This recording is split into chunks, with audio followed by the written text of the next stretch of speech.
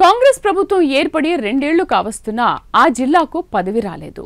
మంత్రి పదవి రాకపోయినా అంతటి హోదా కలిగిన కొత్త పదవి దక్కింది.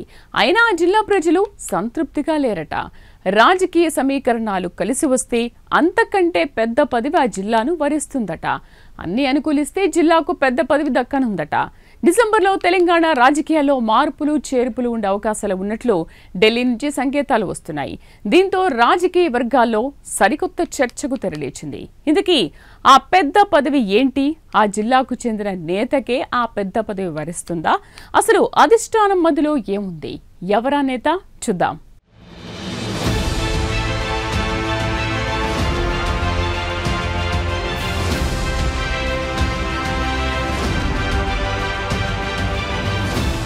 తెలంగాణలో కాంగ్రెస్ పార్టీ అధికారంలోకి వచ్చే 2 ఏళ్లు పూర్తి కావస్తోంది. అయినా ఉమ్మడి నిజామాబాద్ జిల్లాకు మంత్రి పదవి దక్కలేదు. కాంగ్రెస్లో అందరూ హేమాహేమీలే ఉన్నా ఆ అదృష్టం మాత్రం ఎవరినీ వరించలేదు.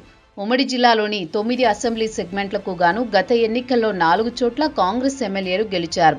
బాన్సువాడలో గులాబీ పార్టీ నుంచి గెలిచిన మాజీ స్పీకర్ పోచారం శ్రీనివాసరెడ్డి కూడా కాంగ్రెస్లో చేరడంతో ఆ పార్టీ బలం 5కు చేరింది. కాగా తెలంగాణలో ఏ పార్టీ అధికారంలోకి రావాలన్నా నిజామాబాద్ జిల్లా కాంట్రిబ్యూషన్ ఖచ్చితంగా ఉంటుంది. అంతేకాదు ఏ పార్టీ అధికారంలోకి వచ్చినా తొలి విడతలోనే మంత్రి పదవి తప్పనిసరిగా ఉండేది. అయితే ఈసారి మాత్రం రేవంత్ రెడ్డి కేబినెట్లో చోటు కోసం ఎదురు చూడాల్సి వస్తోందట. జిల్లాకు చెందిన మాజీ మంత్రి సుదర్శన్ రెడ్డి, కొత్తగా పార్టీలో చేరిన మాజీ స్పీకర్ పోచారం శ్రీనివాసరెడ్డి, పీసీసీ అధ్యక్షుడు మహేష్ గౌడ్లు మంత్రి పదవులు ఆశించిన వారే.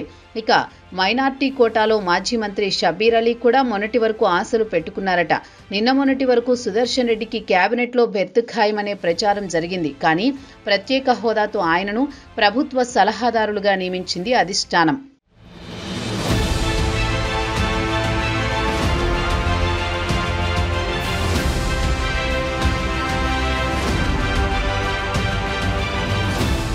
ఇక వచ్చే నెలలో మంత్రివర్గ విస్తరణ ఉంటుందని పీసీసీ అధ్యక్షుడు మహేష్ గౌడ్ ఇటీవల ప్రకటించారు. ఈ నేపథ్యంలో తెలంగాణ రాజకీయాల్లో మార్పులపై రకరకాల చర్చ జరుగుతోంది. పీసీసీ అధ్యక్షుడు మహేష్ గౌడ్కు డిప్యూటీ సీఎంగా ఛాన్స్ ఇచ్చే అవకాశాలు ఉన్నట్టు తెలుస్తోంది. అదే సామాజిక వర్గానికి చెందిన మంత్రి పొన్నం ప్రభాకర్కు పీసీసీ పగ్గాలు అప్పగిస్తారని ప్రచారం జరుగుతోంది. అయితే ఆయన స్థానాన్ని మహేష్ ద్వారా డిప్యూటీ సీఎం హోదాతో భర్తీ చేయాలని అధిష్టానం చూస్తోందట. అంతేకాదు ఒక బీసీ నేతకు తెలంగాణలోని ఉన్నత పదవి ఇచ్చినట్లు కూడా అవుతుందని వ్యూహాత్మకంగా వ్యవహరిస్తున్నారట.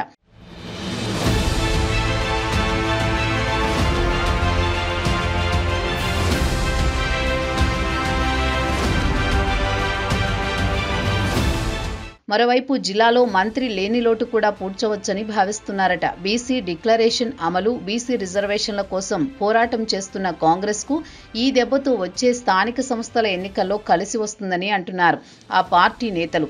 ఒకే దెబ్బకు 2 పిట్టలు అన్నట్టు మరో వ్యూహం కూడా ఉంటుందట.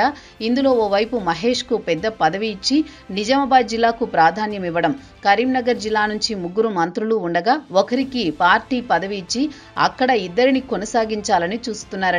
విద్యార్థి, యువజన విభాగాల్లో కీలకంగా వ్యవహరించిన పొన్నం ప్రభాకర్, మహేష్ గౌడ్లకు సముచిత స్థానం కల్పిస్తూ బీసీలకు న్యాయం చేశామనే సంకేతాన్ని కూడా ప్రజల్లోకి పంపవచ్చని అంటున్నారట అధిష్టాన పెద్దలు.